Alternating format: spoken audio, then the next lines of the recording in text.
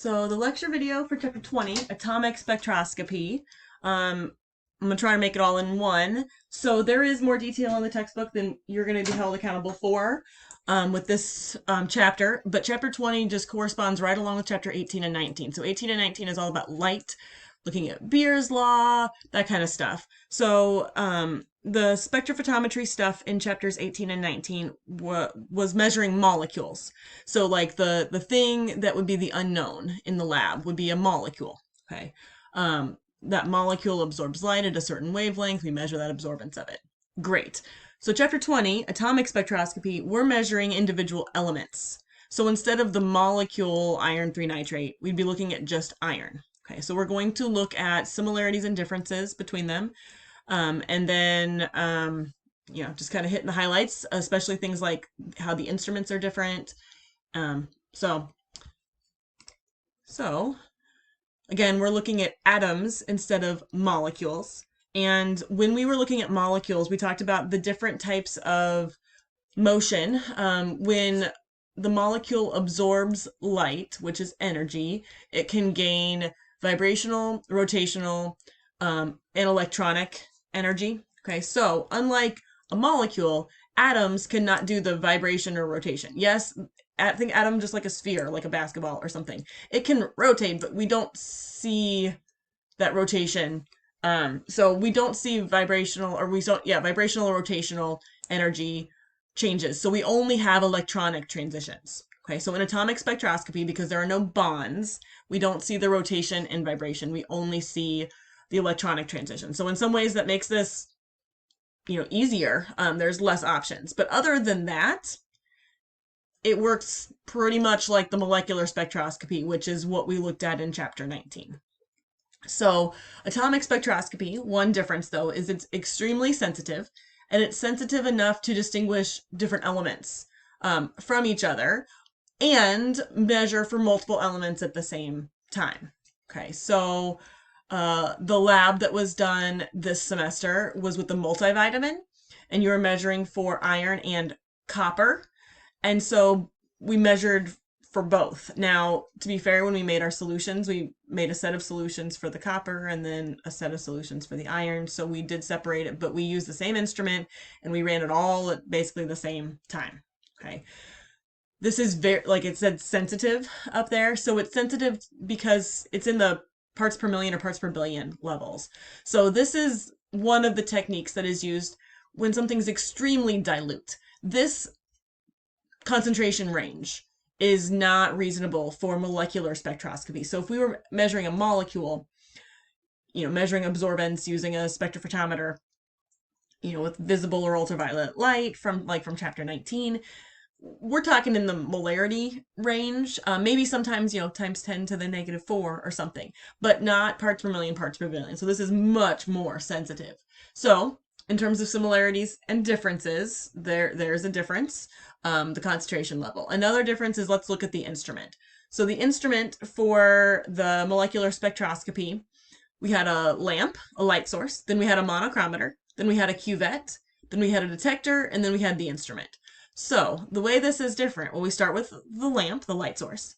Now, there is no cuvette section here. In atomic spectroscopy, there's not a sodium chloride or potassium bromide or plastic or glass or quartz container. Instead, there's a flame.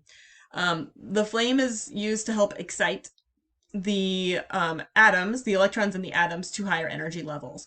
And so what this looks like, it looks like it's a floating fire, but really there's a whole instrument around it. But there would be a tube coming out the front, and that tube is what sucks the solution containing, the thing that you're measuring, and it sucks it into the flame.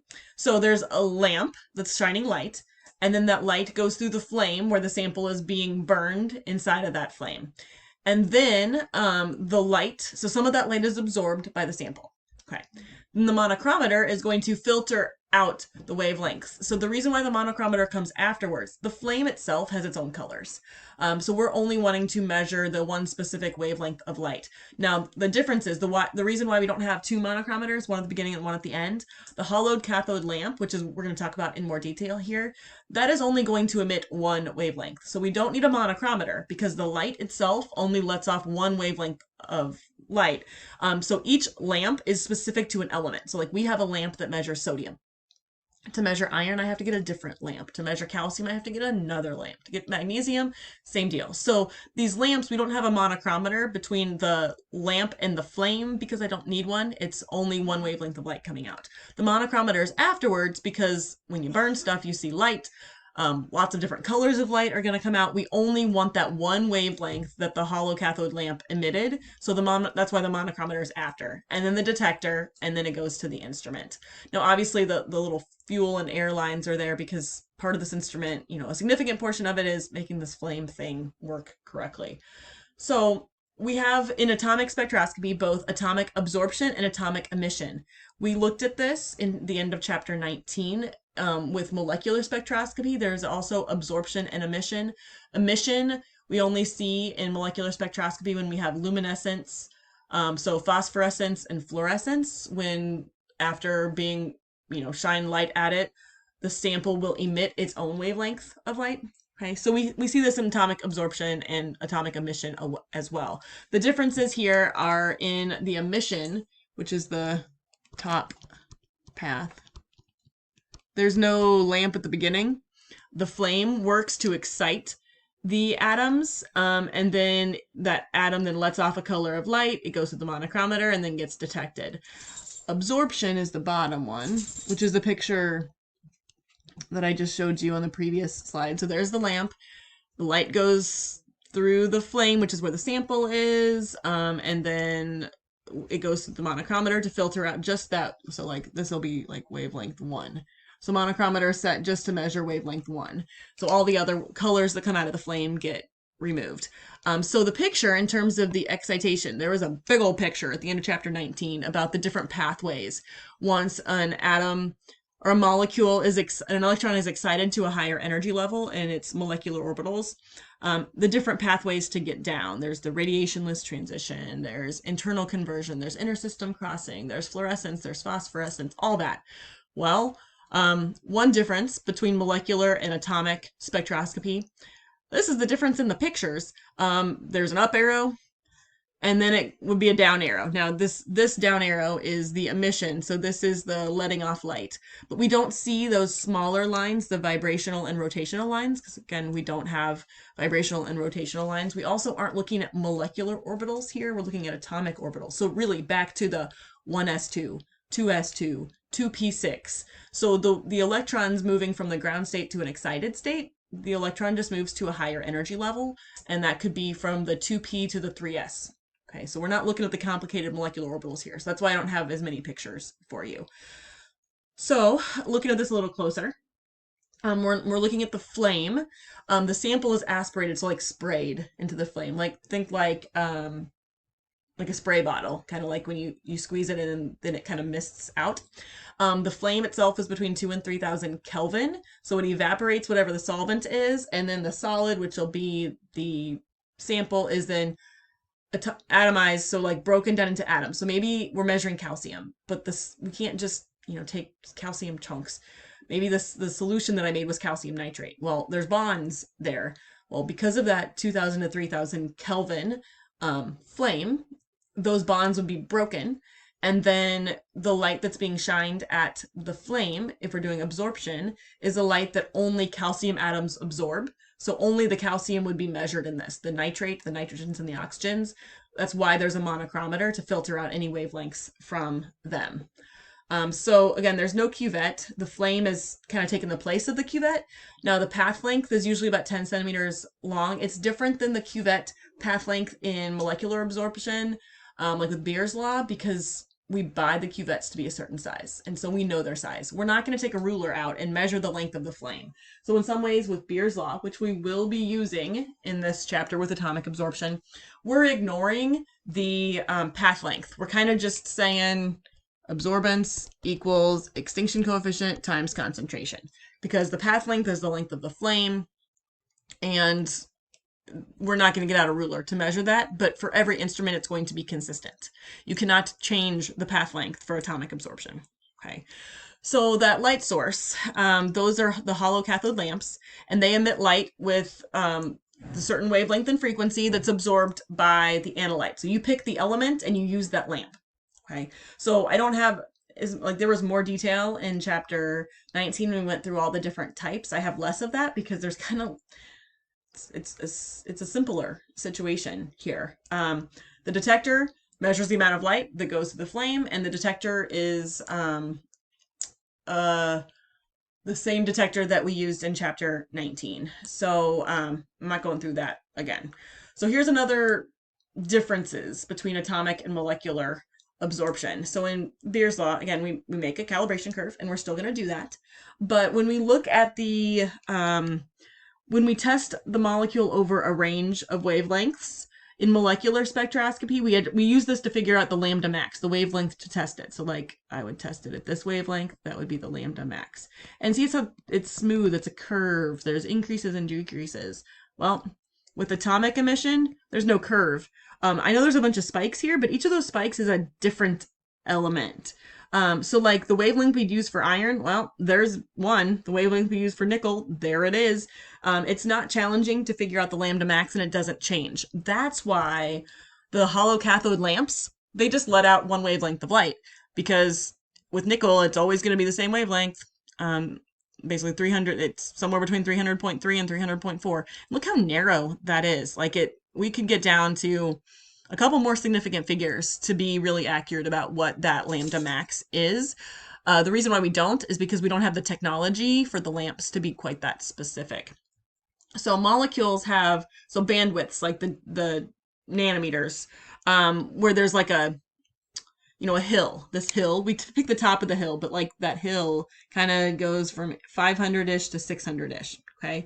But it's really narrow, kind of, there, so kind of there, so like maybe 10 nanometers difference.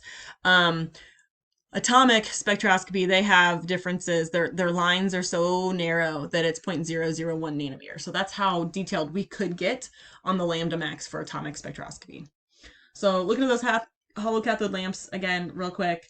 This is just kind of giving you a picture of what they look like. It's using electrochem stuff here. What happens is the lamp is made out of the element that we're testing. So if it's a calcium lamp, it's made out of calcium. And so voltage is passed between the anode and cathode that's inside of this hollow-cathode lamp. And because of that, it's forcing the atoms of the element to basically shining or hitting them with electrons, and that is going to have them release photons, so release light, and so that's how it lets off the one wavelength for the element. The lamp is made out of the element we're testing, so the color of light that comes out of the lamp works for that element because it's made for that element. Again, this is one of those things where there's a lot more details in the textbook. This is as much as I want you to know. So looking at atomic emission, that is not what we have. We don't have the right instrument to measure atomic emission, so you did not do that. You did atomic absorption. The AA instrument is what you measured. But atomic emission is really common. And again, I showed you a picture earlier. It works the same way, except for there's no lamp. The flame is what excites it. And it's just like with Beer's law, it works the same way. The intensity of light is proportional to the concentration. So atomic emission calculations work the same as atomic absorption calculations. The differences are just in how the instrument is set up and how the measurement is being made. So when we're looking at the flames, inside this instrument, we have to have something to like light the fire and burn the fire. So we have to have fuel and an oxidant. So often it is acetylene and air, but it could be acetylene and nitrous oxide. It just kind of depends. So what happens is that little hose sticking out of the front of the instrument sucks the liquid through the hose into the instrument, and then it's made into a mist. It's aerosolized. Okay, so it's sprayed. That's the squirty with the squirt bottle. Okay, now we want ideally this would be a uniform sized spray. So like all the little droplets would be the same size. In real life, it's not usually uniform. So there is, and I'll show you a picture here in a second, a little glass bead that kind of blocks all the real big sprays. So that way the smaller size drops make it in. And so then that gets mixed with the air. Now that air is going to go to the flame to burn it. So pretty much we're mixing the sample in with the air to light that's burning the flame. Okay, so that's how it gets mixed in, how our sample is in the flame. It's not being poured on top of the flame. That would obviously be a problem, because we don't want to pour aqueous solutions on fire. That's going to put out the fire. So instead, the sample is sprayed into this really fine mist mixed with the air that then helps burn the flame. So the flame itself is uniformly mixed with the sample. Okay, so that's kind of what it looks like. So this out here would be like where the hose is, where you put your sample. I'm going to make it a beaker. Okay, so it pulls the sample in, and then there's the nebulizer that sprays it. And then so the air line comes in here, and the fuel line comes in here. And so it's all getting mixed up in this chamber. That glass bead is the thing that is trying to stop the giant droplets from making it in. We only want a very fine mist, and we would like it to be consistent. Okay, so then it gets all mixed together. What's happening here is it's like spinning and mixing just to make sure it's nice and uniform, and then it gets pulled into the flame. So we wouldn't see this component. This would be like the front of the instrument with the hose coming out the front, but that's what happens. The sample gets mixed with the air and then the fuel, so it's all mixed together. We try to filter out the big drops, and then it goes into the fire. So I already mentioned this, but air-acetylene is the most common. It also is a lower temperature thing, so it's a little safer, but acetylene-nitrous oxide is another option, but that is only used when necessary. Certain elements need that higher temperature in order to be excited.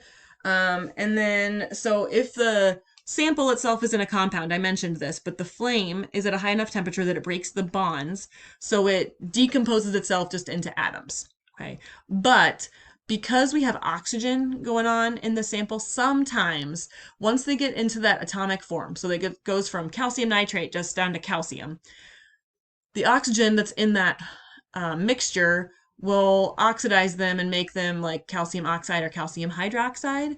And then that removes it from the sample. And so that's kind of one of these interferences that we're going to look at, an error, I guess, that comes from this. So this is just kind of showing you some of that. So, if we take in this example, it's calcium chloride is our sample. We spray it, aspirate it, and so now it's in the gas state. And then it goes into the flame, so it's dissociated. So the calcium and the chloride are separate.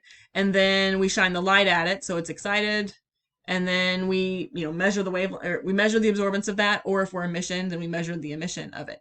But what happens is once it gets to this, after it's dissociated from its compound into its pure element, these are the side reactions,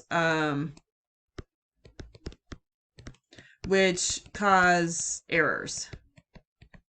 So if the calcium, once it's in its elemental state, gets mixed in with the oxide, like the oxygen, it can become calcium oxide and calcium hydroxide, and then that gets excited and that lets off a different color. So that's a problem. Sometimes the calcium then will go through its ionization energy, so it uses that energy to become a +1 charge, and that has a different wavelength as well. So there are these side reactions that happen. So we have to sometimes do things to decrease these errors. They're called interferences. This is just for reference, just the different temperatures of the flames depending on the types of chemicals used. So this would be something you can look at as needed for sapling, but not a thing to memorize. So outside of these atomic absorption instruments, sometimes furnaces are used instead of flames. It works the same way, but it's not a fire then. So we're not going to go into a lot of detail, but I just wanted to let you know that sometimes we see furnaces instead of flames. And within the last, 15 years, crap, I'm old. The last 15 years, atomic absorption as an instrument has kind of fallen out of style, and it has been replaced with inductively coupled plasma, which is called ICP. It's an instrument that works completely differently than atomic absorption, but gets you the same results. And it gets you the same results without fire and in an inert environment. So like our atomic absorption instrument, we have to have 3 containers of gas chained to the wall, and we have to have these extra safety precautions. We have to have a hood over it. Like there's safety concerns with atomic absorption because fire, right? Hot fire. So inductively coupled plasma, they got a way to make it even hotter than flame based on radio waves, which are very safe, and in an inert environment of argon, which is also very safe. So it's an instrument made up of radio coils, so that way it just uses radio waves, which again, extremely safe, and then uses argon as the gas that is fed through the instrument. So its temperature gets between, up to 10,000 degrees Kelvin. So with AA, it's like 3,000 to 5,000 Kelvin. Like 5,000 Kelvin's about as hot as it gets. In this one, 10,000 Kelvin. And so there's a lot more details going on here. What I want you to understand out of this is that radio waves make it hot, okay?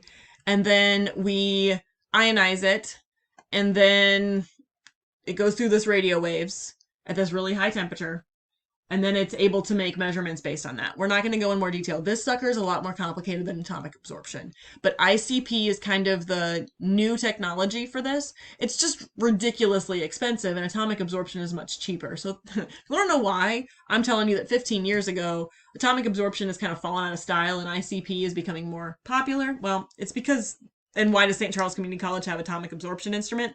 Money, friends. Money is why. Okay. So with inductively coupled plasma and with atomic absorption, we're taking atoms and moving them to the excited state. So the Boltzmann distribution is how we can look at the distribution between excited state and ground state atoms. So even with all this, even with ICP going to be 10,000 Kelvin, or even with atomic absorption, having light being shined at it and a fire, not every atom is going to go to the excited state. Some of them will stay at the ground state. So that means that our value of absorbance isn't giving us exactly the number of all of the atoms, but there is a consistent ratio, and that's that's looking at here, the ratio between the excited and ground states. And so we're still able to do a calibration curve based on that, because there's a consistent, maybe it's always 40% of the calcium atoms get excited. Well, then when I test my standards, I know that only 40% of them get excited, but then 40% will get excited with the unknown as well. Okay, so this was just looking at the variables in this. The Boltzmann distribution is something that we've seen before, and just like before, you will have to do a little bit of math with it in sapling, but you will not be expected to do it on the exam. It's just, again, the ratio of the excited versus ground states when the samples are being tested, and it's unique for every element. So to finish out this, we're just looking at these interferences, these errors, these things that cause our results to not be good. So a spectral interference is when we have another element close to the wavelength that we're looking at. So like in the picture with the nickel and I think it was iron, some of those peaks of the different elements are really close together. So if the wavelength for nickel and the wavelength for iron are very close together, then when we use the monochromator to filter out all the other junk colors of light that are coming from the flames, it won't separate those because they are too close together. So the way to fix a spectral interference, pick a different wavelength or get a sample that doesn't have this contamination. That's not always possible, okay? So that's a spectral interference that sometimes we can fix and sometimes we can't, because I said get a different wavelength. Well, if the element you're testing only has one wavelength, you can't get a different wavelength. So sometimes it's just an interference that we have. Ionization interference occurs more with the alkali metals, so that's group 1, and the alkaline earth metals, that's group 2. And so what happens is these are ionized, which is one of the interference paths, one of the paths that takes away the element. And so to fix this, so what happens is that means our absorbance is lower than it should be. Okay, so it's not measuring all of the atoms because they're going a different path. We have to add a suppressor, which is a chemical that decreases this occurrence. This is different for every chemical, but another easy way around this is to do standard addition, which is, to add a known volume and molarity, or I guess I should say concentration, because it might be parts per million, parts per billion, to it, and then measure it that way. That helps with this. So ionization interferences can be fixed with standard addition. And then our last one is chemical interferences. And this is, again, one of those side reactions, okay, that would be happening. And so sometimes we can add another compound that is not volatile and it is non-reactive. And it kind of works like a masking agent that we talked about earlier in the semester. So these are kind of masking agents to mask these side reactions. So there are interferences, and sometimes there's fixes around them and sometimes there's not. So there are errors with atomic absorption, or just atomic spectroscopy. We see fewer of these errors with inductively coupled plasma, ICP, than we do with atomic absorption, which is part of why it's the preferred method. Okay, so that is all of chapter 20 that you're expected to know. Again, there's more in the textbook. This is what I'm holding you to.